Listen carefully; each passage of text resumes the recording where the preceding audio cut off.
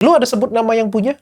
Saya nggak pernah sebut. Ya mungkin sebut nama itunya. Apartemennya?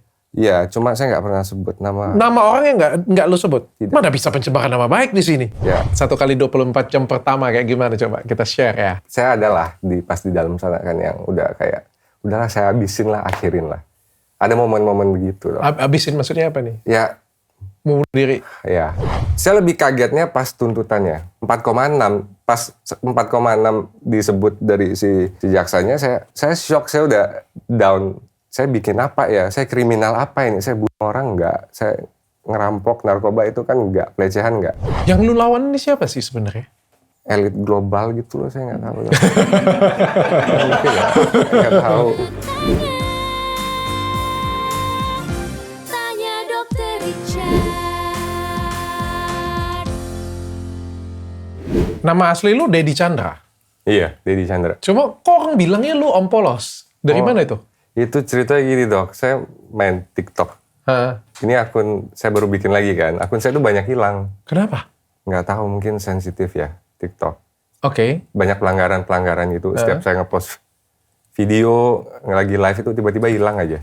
Jadi dari nama asli saya, nama pendek, nama panjang, saya pakai jadi hilang-hilang terus. Jadi saya nggak tahu pakai nama apa lagi. Karena pakai nama saya asli saya udah nggak bisa kan. Hah? Jadi pas lagi live itu kan karena saya berkumis. Jadi banyak yang manggil om gitu. Oke. Jadi awal mulanya Om Polos itu dari situ. Oh, awal mulanya dari situ. Iya. Tapi kenapa lu di-ban terus? Emang konten lu apa sih? Gue nggak ngikutin lu ya. Kontennya makan-makan doang dok. Lu terus Random. kenapa sesensitif itu? Kagak tahu ya. Saya juga mesti nanya TikTok juga. Gak kenapa saya mungkin lah, gue belain juga. Gue platform juga dia nge-ban atau kasih ini juga pasti ada sesuatu. Alasannya apa ya? Sexual activity. Cuma saya makan doang. Mungkin nggak tahu ya suara saya kayak gimana. Mungkin pas makan saya nggak tahu tuh. ASMR? Enggak ASMR. Review makan doang kayak mukbang, semi mukbang gitu. Oke. Iya. Dan ini lu baru keluar dari penjara? Iya. Kapan lu keluar? Pas 30 30 apa? September? Bulan ini, iya. 30 September? September ya, September. Iya, berarti baru Oktober ini baru cicip. Keluar ya bebas. Yep. Selamat ya by the way. Thank you dok. Aku Thank you. ngomong-ngomong aku pernah belain kamu loh pada waktu Oh itu. iya, saya ada yang infoin juga. Oh ya, kok bisa ketahu kamu? Dalam situ juga bisa tahu. Enggak kan, petugas kan lebih update. Jadi petugas kadang ada yang info. Oh di luar Om Polos lagi dibicarain sama si A, B, C gitu. Iya. Aku belain kamu. Apa sih masalah kamu? Kamu korban. Ngomong Waduh. korban atau enggak? Kita ngobrol dulu lah ya. Iya. Pencemaran nama baik ya? Yang dikenakan ya pencemaran nama baik. Pemberitaan hoax. Yang aku nonton, kalau yang dari data yang aku tahu ya, Iya. kita itu mirip Oke, kasusnya. Cuma oke. bedanya gue selamat, lu kagak. Iya. Gue kayaknya punya beruntung. resourcesnya, Iya mungkin. lu-nya Nggak ada siapa-siapa. kena, iya. Tapi kita cerita dulu ya, seberapa Oke. mirip kasusnya ini ya. Mirip, iya. Kayak gimana coba ceritanya? Review juga? Review juga, itu kan maksudnya produk yang saya review itu produk yang saya udah Apartemen? beli. Ya. Apartemen? Yes. Your apartemen? Yes. Apartemen lu sendiri? Iya, Lu udah. review? Ya, Terus? ya. Terus ya gitulah. Lu reviewnya apa emang? Review tentang environment-nya, facility yang dijanjikan itu. Coba deh, saya nggak dapet. detail. Apa yang lu review? Oke, yang saya review. Jangan sebut nama, nanti masuk lagi. Enggak. Ini kan barang pribadi saya nggak apa-apa. Iya. Berisik. Oke. Terus fasilitas yang harusnya ada beberapa fasilitas itu saya nggak dapet gitu. Oke. Terus apalagi ya, serah terima juga telat. Itu pun serah terima baru dilakukan setelah saya sempat bikin video dan itu viral kan. Baru saya dipanggil. Oke, itu Untuk serah terima. lu review punya lu sendiri. Yap, saya beli. Apartemen lu sendiri dan lu beli. Saya beli kerja keras saya kan sebelum ini di penerbangan dok. Heeh. Jadi ya gaji saya hampir semua saya sisihkan untuk bayar itu. Oke. Dan yang merasa tercemarkan nama baiknya siapa nih? Ya pihak itunya. Pihak apartemennya? Ya. Atau yang punyanya? Lu ada sebut nama yang punya? Saya nggak sebut saya nggak pernah sebut. Ya mungkin sebut nama itunya. Apartemennya? Iya, cuma saya nggak pernah sebut nama. Nama orangnya nggak lu sebut? Tidak. Mana bisa pencemaran nama baik di sini? Ya, balik lagi ini Indonesia, Dok. Saya nggak tahu gimana. Setauku Iya. aku kan belajar dari kasus pencemaran nama baik kan. Gara-gara aku 2 tahun bermasalah kan. Oke. Pencemaran nama baik itu harus orang dan harus personal. Iya, itu yang dibilang sama lawyer saya pada saat itu juga. Banyak yang janggal gitu. Tapi ya mau gimana, ibarat kata saya kan bukan orang kaya, Dok. Saya mau sewa lawyer yang tinggi, saya nggak ada kapasitas. Jadi saya benar-benar sendiri gitu. Oke, dan itu disampaikan di pengadilan tapi? Aduh. Pencemaran nama baik kan harus ya. orang ya. Kecuali apartemennya datang nih, pakai kaki nih. Iya. Datang ke polisi, Iya. ngadu nih. Iya. Iya, masalahnya kan pencemaran nama baik ini kan harus orang kan. Nggak boleh instansi. Kalau instansi itu perdata, nggak boleh pidana. Harusnya. Saya juga bukan orang hukum kan, Dok. Jadi saya kurang mengerti juga. Oke, Gimana. tapi yang jelas lu nggak ada sebut nama orang yang punya apartemen? Tidak pernah. Tidak ada, cuma pernah. apartemennya doang. Yap. Oke, perbaikin aku kalau misalnya ada yang ahli hukum di sini ya, Iya. kayak gitu ya. Setauku sih seperti itu Iya, ya. seharusnya ya, Oke, saya- terus lu bilang kayak gitu viral videonya. Viral. Banyak yang nonton. Banyak. Terus apa yang terjadi? Pihak apartemennya apa yang terjadi? Langsung surat panggilan. Oh, langsung surat panggilan? Langsung surat panggilan. Nggak ada datang kayak gitu punya. Nggak pernah. Mohon maaf Pak, Bapak tenan di sini kami itu Nggak. kritik dan saran bagi Tidak kami. pernah. Saya ada komplain manajemen segala macam kan. Cuma nggak ada feedback yang bagus. Oke, tiba-tiba nggak ada somasi juga? Somasi pertama kan step-step pas panggilan ke kepolisian itu awalnya jadi saksi kan, minta kesaksian aja. Oh, nggak langsung laporan polisi nih ya berarti ya? Iya, Tidak ada somasi dari pengacara atau dari apartemennya gitu? nggak ada. Nggak ada? Nggak ada. Langsung dari pihak kepolisian panggilan? Iya, langsung jadi saksi gitu awalnya. Oke. Perasaan lu kayak gimana? Pas awal-awal ya mungkin saya berharap ya mereka membantu gitu. Saya jelasin semua apa adanya kan kejadian itu ya.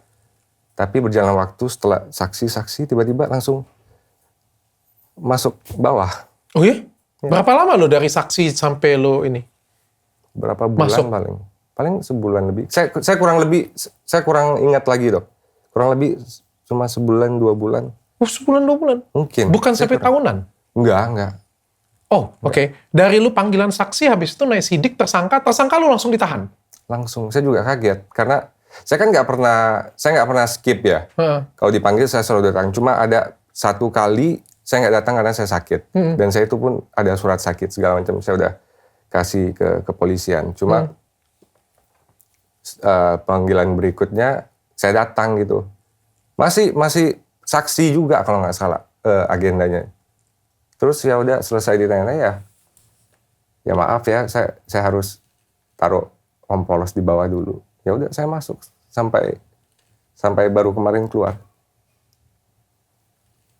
Lu nggak di cover pengacara gitu? Ada, cuma pengacara saya pas banyak ganti loh pengacaranya. Karena mungkin sistemnya, saya kan bukan orang berduit nih. Jadi sistemnya kayak, barter ya?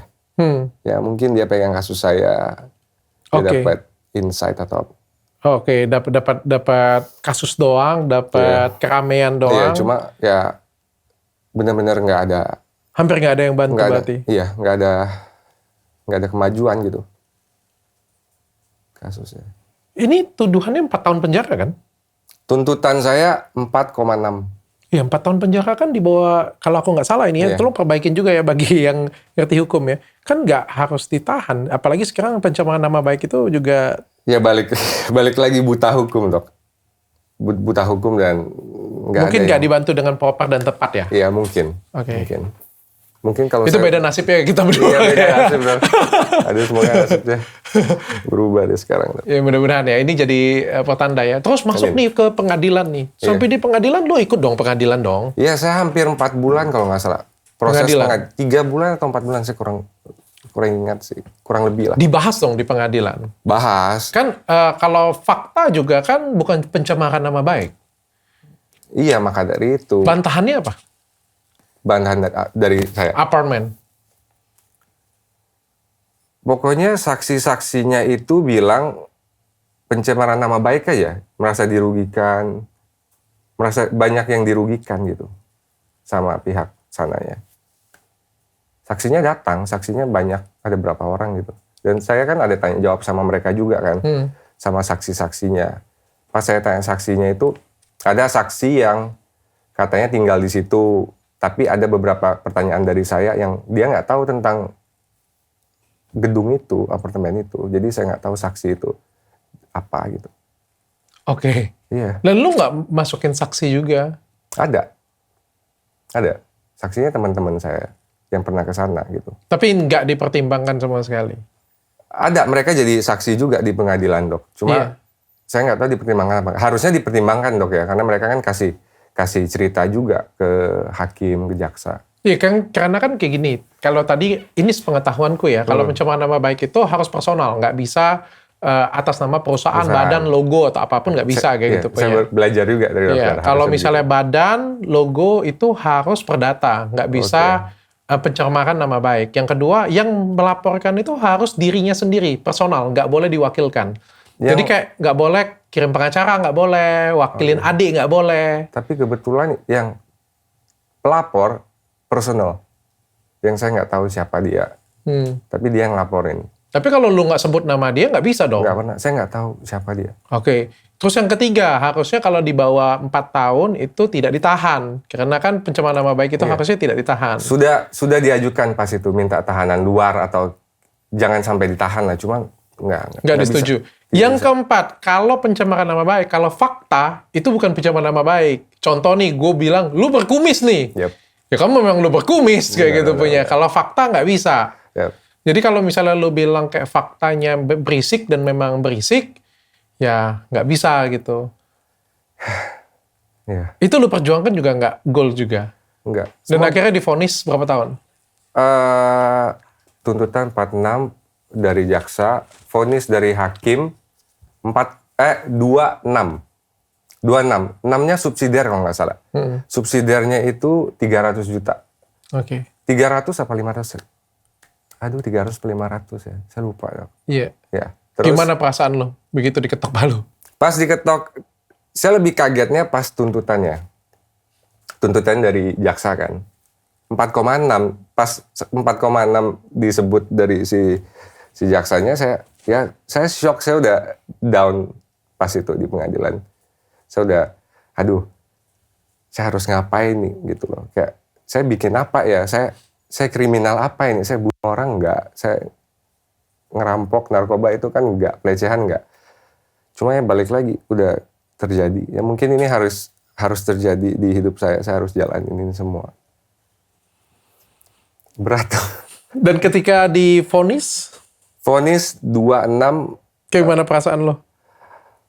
Kayak oke lah, terima kasih lah ke hakimnya at least ya. Enggak 46, setengahnya. Cuma saya berpikir lagi, oke. Tapi pas itu lawyer bilang, oh ya masih ada kesempatan lagi. Tapi pada saat itu lawyer tidak mau mengajukan apapun setelah vonis yang 26 itu. Ya udahlah, saya nurut-nurut karena lawyer saya pada saat itu bilang begitu kan. Saya bilang, saya mau kasasi, saya mau banding, saya mau bla bla bla bla. Kata si lawyer, jangan, nanti jalanin aja, nanti kita bisa ngurus PB segala macam ya, yang di rutan. Jadi misalkan tuntutan 2 tahun, kita cuma jalanin 1 tahun misalkan. Ya udah, saya turutin lawyer saya. Ya udah, terima itu aja 2 tahun 6 bulan itu. Tapi pihak sananya nggak puas. Saya dibanding sama pihak sana. Oh, dibanding lagi oleh pihak sana. Banding kan prosesnya lama, Dok. Jadi kayak ngulur-ngulur. Jadi saya lama di dalam itu karena proses sebenarnya. Saya dibanding, saya nunggu 3 bulan, hasilnya masih sama, 2,6. Ya udah, harusnya selesai lah ya. Enggak, tapi proses hukum kan masih ada. Dari pihak saya, misalkan saya mau ngelakuin kasasi. Saya nggak mau, karena nanti kasasi kan kemungkinan naik ada, kemungkinan turun ada. Tapi saya nggak mau gambling lah. Saya bilang sama lawyer, ya udah nggak usah lah. Tiba-tiba ya pihak sana kasasi lagi. Banding sekali lagi? Ya, ibaratnya saya kasasi lagi? Oke, hasilnya? Hasilnya sama. 2,6. Cuma terakhir saya terima hasilnya 1,4.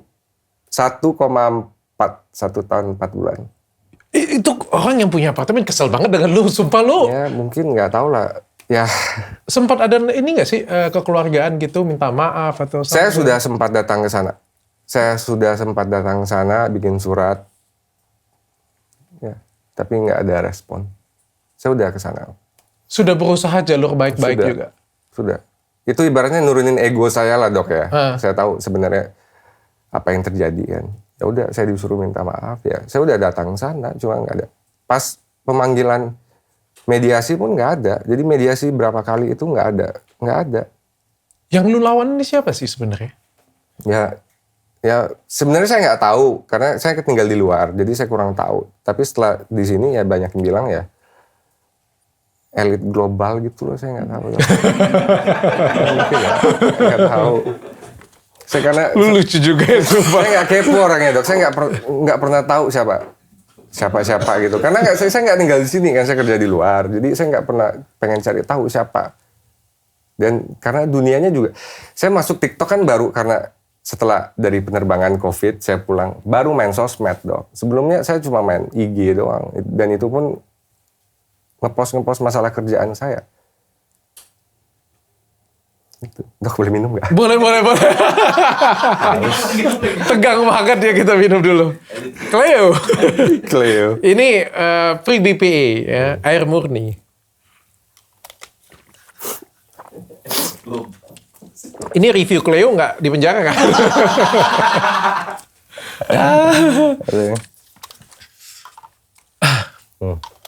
Gila, akhirnya di penjara loh. Di penjara di mana?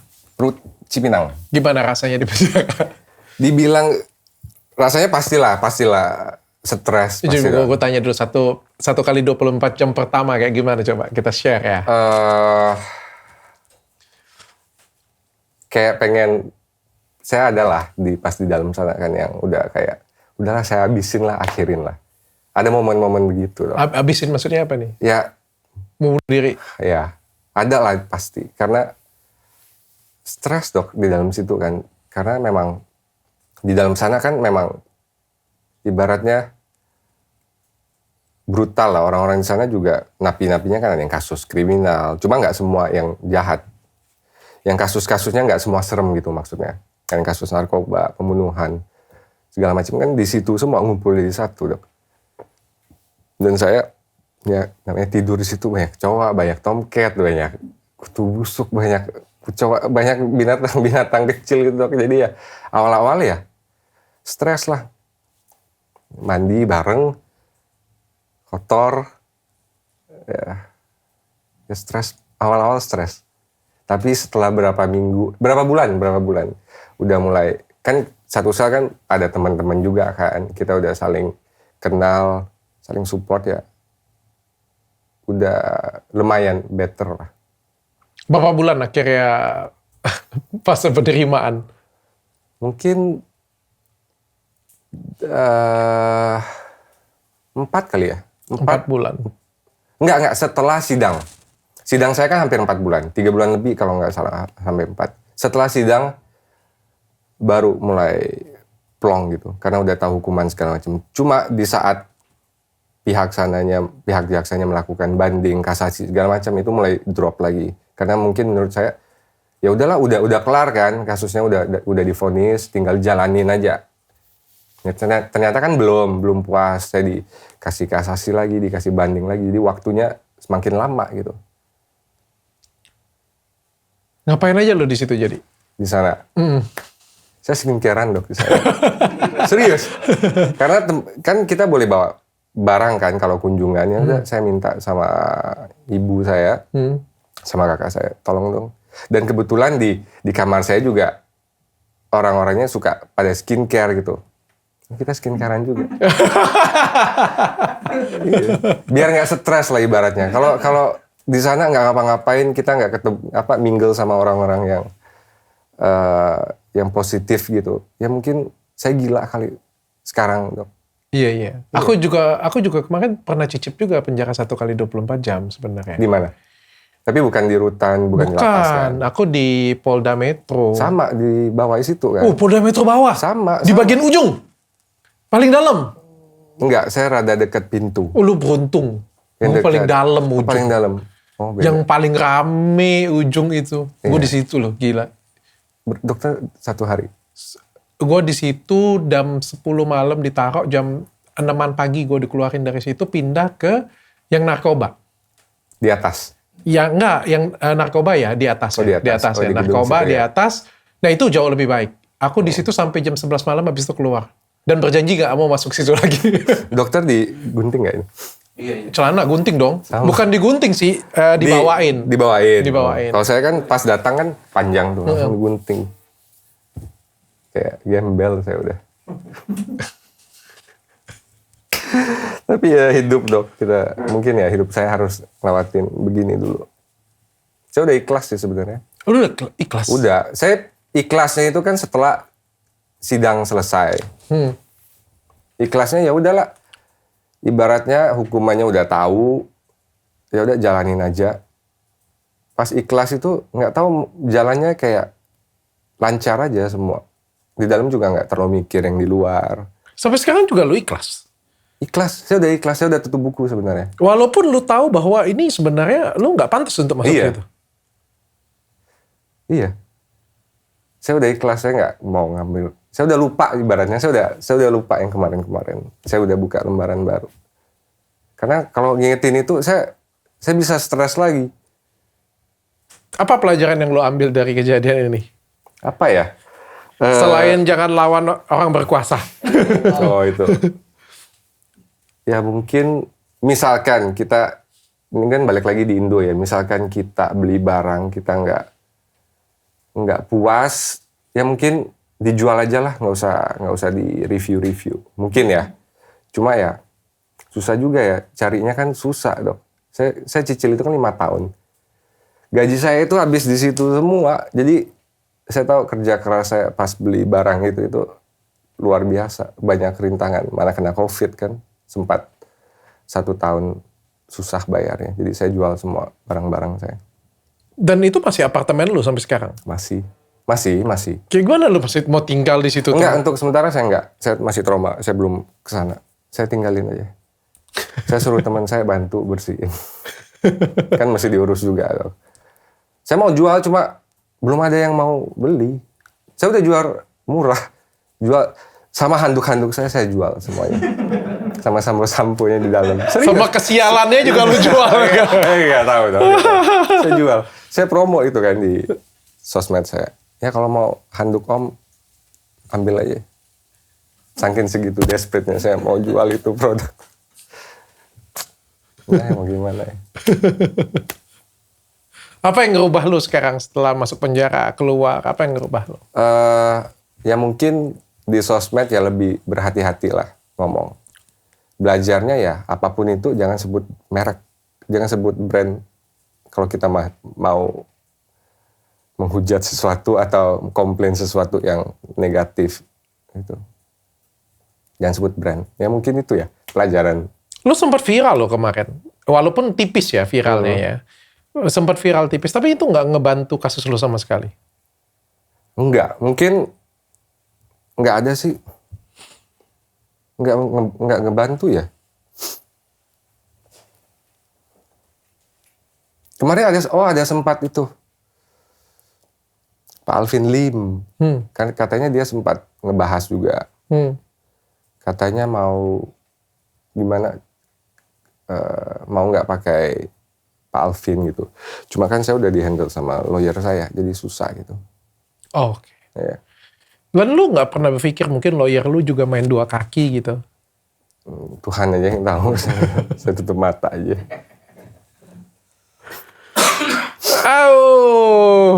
Aduh. Teman-teman di sana kayak gimana? Teman-teman di sel?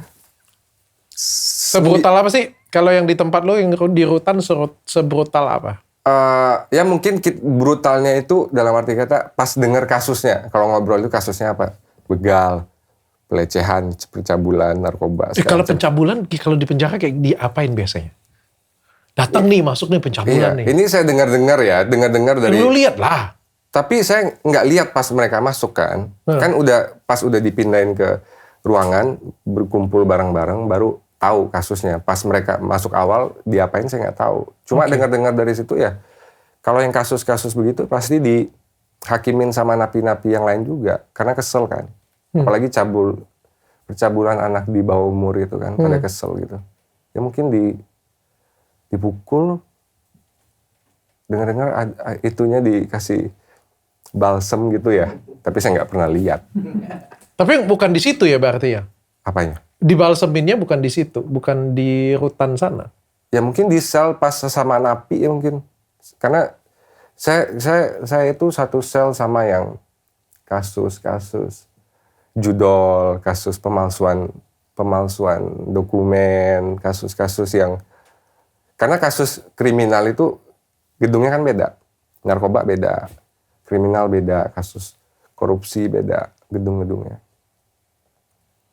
Tapi saya kalau ada waktu-waktu, kan ada pintu yang kadang dibuka kan, jadi kita kumpul di lapangan, saya ngobrol, saya mingle ke semua orang. Banyak, saya belajar juga dari mereka, karena di dalam itu juga nggak semuanya orang jahat gitu. Banyak orang yang dicepuin lah masuk sana. Oh ya? Iya. Dikriminalisasi? Bukan, maksudnya mereka masuk di sana itu nggak semuanya kriminal dok. Ada yang masuk gara-gara dilaporin sama istrinya, ada juga masalah pencemaran nama baik juga kalau nggak salah. Oh. Karena ada cekcok sama istrinya. Oke. Jadi dilaporin sama istrinya, dia masuk penjara. Iya. Banyak kasus-kasus yang lucu sebenarnya di sana. Ada yang kasus apa ya? Kasus tawuran gitu. Maling motor, itu berapa bulan doang mereka di dalam. Jadi pernah mikir gini, aduh kalau keluar mending curi mobil deh, hukumannya rendah gitu. Ibaratnya kalau kemarin di dalam sempat mikir gitu. Emang kalau curi mobil berapa? Nggak tahu, kemarin saya ada yang curi motor, apa gadain SNK gitu ya. Berapa bulan dong? 11 bulan kalau nggak salah, apa 12 bulan. Lu nge-review apartemen 2 tahun lebih. Iya. Makanya saya, aduh gitulah dok. Mending curi aja ya. Iya, lebih keren lagi curi uang rakyat ya, Li. Iya, koruptor banyak juga di situ kan. Ratusan miliar, triliunan, Iya. gitu kan. Di penjara sebentar, keluar kaya tetap. Iya, makanya. Tapi kan ya itu dosanya nanti sama Tuhan kan lebih berat. Sekarang lu kerja apa jadi? Sekarang masih cari-cari. Penerimaan masyarakat setelah lu keluar? Kebanyakan welcome semua dok. Si sipir-sipir di sana juga ngikutin kasus saya. Dan ada pas lagi di pengadilan itu bukan jaksa saya ya, jaksa yang lain. Karena di pengadilan kan banyak ruangan-ruangan kan dok. Jaksanya dia manggil, saya ngikutin kasus Om Polos, dia bilang. Saya kaget lah, oh Bapak, oh ya makasih. Dia bilang, stay strong aja. Banyak ngikutin kasusnya soalnya. Sipir-sipir di sana juga pada tanya semua, kok bisa sampai masuk gitu. Di sana, di rutan saya hampir 99,9% saya ketemu orang yang welcome. Saya nggak pernah dijahatin sih di sana. Kalau dari semua kejadian ini, kalau lu bisa nyalain seseorang atau sesuatu, siapa yang akan lu salahin? Ya mungkin diri saya sendiri ya, kenapa posting itu. Harusnya saya jual sebenarnya. Nggak mau nyalain orang lagi, takut. Saya sendiri lah. Karena saya ngepost kan. Biarpun saya tahu saya itu benar. Ya, mau gimana. Susah. Itulah dah. Siapa yang paling ngebantu lu sampai saat ini? Ibu saya, ibu angkat saya, kakak angkat saya, teman-teman saya. Karena saya udah nggak ada orang tua lagi. Sahabat saya, tapi banyak yang pergi dok. Banyak yang hilang. Jadi ada yang bilang kan, kita lihat orang itu setia sama kita, sahabat, keluarga itu. Pada saat apa? Ya saat-saat itu, saat-saat susah. Ini kan ibaratnya titik terendah saya masuk penjara kan. Banyak yang hilang? Banyak banget. Rekan kerja juga pada hilang. Banyak. Tapi bagus lah, berarti toksik mereka. Pergi aja. Tapi masih ada. yang stay. Yang sahabat sejati ya. Iya. Yang di saat susah ya mereka yang nolong, bawain makanan, jengukin. Nggak ada keinginan itu untuk memperjuangkan ini lagi keluar. Enggak. Saya mau jual. Saya mau tinggal di luar negeri aja gitu. Lebih safe kayaknya. Mungkin saya mau sekolah lagi lah atau apa. Kena mental dia. Iya. Aduh. Pesen dong. Pesan. Lu mau kasih pesan untuk siapa? Yang terpikir deh. Ntar gue ngomong salah lagi. Oh, pesan paling buat ibu saya, kakak saya, sahabat saya yang senantiasa menemani Om Polos selama 14 bulan. Terima kasih. I love you guys. Dan buat siapapun itu yang di sana yang meninggalkan saya pas saya lagi di penjara atau lagi jatuh, thank you and fuck you. Lu di penjara berapa lama sih? 14 bulan dok. 14 bulan.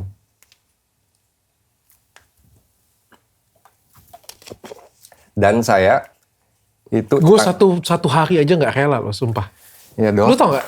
Gue kejadian gue kemarin, pencemaran nama baik kemarin ya. Gue 1 hari aja, gue nggak bisa lupain loh. Walaupun gue nggak tuntut balik loh. Iya. Gue nggak bisa lupain. Bayangin, 1 hari juga pasti stres lah. Banyak juga yang pas keluar kan misalkan ketemu teman-teman di luar kan. Misalkan saya pergi mall atau pergi restoran, ada ketemu teman. Nggak kerasa ya. Saya langsung bilang, nggak kerasa. Kalian kan di luar, bukan di dalam. Jadi ya 1 hari pun berasa berapa minggu gitu ibaratnya. Saya 14 bulan di sana. Tidur nggak bisa. Aku tidur per 5 menit bangun, bukan per 15 menit. Iya, jadi waktu tidur udah beda. Suka begadang sekarang jadi ya. Karena nggak bisa tidur kan panas loh. Nggak ada AC kan. Mandi susah, pokoknya lingkungan. Aku nggak jadi masalah. Kalau misalnya aku di penjara karena kriminal kita ya, karena kita buat salah, oke, nggak apa-apa. Tapi rasanya tuh aku pengen memperjuangkan sesuatu, memperingatkan sesuatu, tapi aku kena di penjara seperti itu punya, itu rasanya nggak enak banget. Apalagi dirimu juga sama ya. Aku bilang sama ya. Dimana dirimu tuh nggak ada berbuat kesalahan secara ini ya, tapi kok disalahkan. Mungkin malah kelas kali itu. Amin, semoga ya. Karena saya lihat juga kan banyak kan ya orang-orang besar harus melewati. Lu masalah ini lu udah jadi lebih dekat dengan Tuhan atau jadi marah, kesel? Dekat jauh. Karena saya di sana sempat ibadah kan, sempat ke gereja. Cuma kayak on off gitu, Dok. Karena udah giat nih, doanya udah giat, udah pagi malam udah doa, udah ikut kebaktian. Cuma kok nggak ada lampu hijau gitu, masih merah gitu. Karena udah berapa bulan, hampir setahun, udah mulai off. Saya nggak ibadah lagi, saya di kamar aja. Saya sempat marah sih, apa sih gitu loh. Saya ngelakuin apa, kok bisa sampai segini. Tapi ya, balik doa lagi ya. Tiba-tiba, saya keluarnya tiba-tiba kan loh. Saya tiba-tiba keluarnya, karena putusan kasasinya itu kan yang saya hampir 6 bulan baru keluar. Jadi, saya sempat tanya ke petugasnya, kok yang punya saya kok belum selesai ya kasusnya. Setahu saya kasasi itu kan ada batas waktunya. Oh yaudah saya cek lagi. Berapa minggu setelah saya tanya, saya dipanggil sama yang petugas ngurusin masalah persuratan-suratan. Saya dipanggil, Dedi, saya masukkan ruangan dia kan. Dedi, pulang ya hari ini ya. Saya langsung kaget kan. Saya kira bapaknya bercanda gitu loh. Ya, situ sedih sebentar ya udah. Pas diliatin suratnya ya udah. Akhir hasil dari kasasi saya itu benar-benar turun gitu. Jadi 1 tahun 4 bulan. Dimana pas hari itu memang saya mungkin sudah lewat berapa hari gitu. Ya udah hari itu juga saya dikeluarin kayak mukjizat gitu loh. Tiba-tiba dimana kita udah ikhlas sebenarnya kan mikirnya oh mungkin berapa bulan lagi baru pulang kan. Tiba-tiba saya disuruh pulang. Saya langsung kaget. Ya itulah mukjizat, nggak pernah tahu datangnya kapan. Bro, Ya, sukses bro. Thank you. Gue turut berduka cita dan turut sedih, tapi mudah-mudahan kejadian lo ini bisa jadi pelajaran lah bagi banyak orang. Amin. Kalau misalnya suatu hari nanti kalian orang kecil, rakyat kecil, atau suatu orang yang lu kan nggak berdaya ya mungkin ya, Iya, karena nggak berdaya. nggak punya resources, kemampuan, mungkin ya media sosial itulah salah satu tempat untuk ngebantu kita, dan mungkin ada beberapa orang yang peduli Iya. dan memberikan bantuan. Yang penting lu sehat. Thank you, Dok.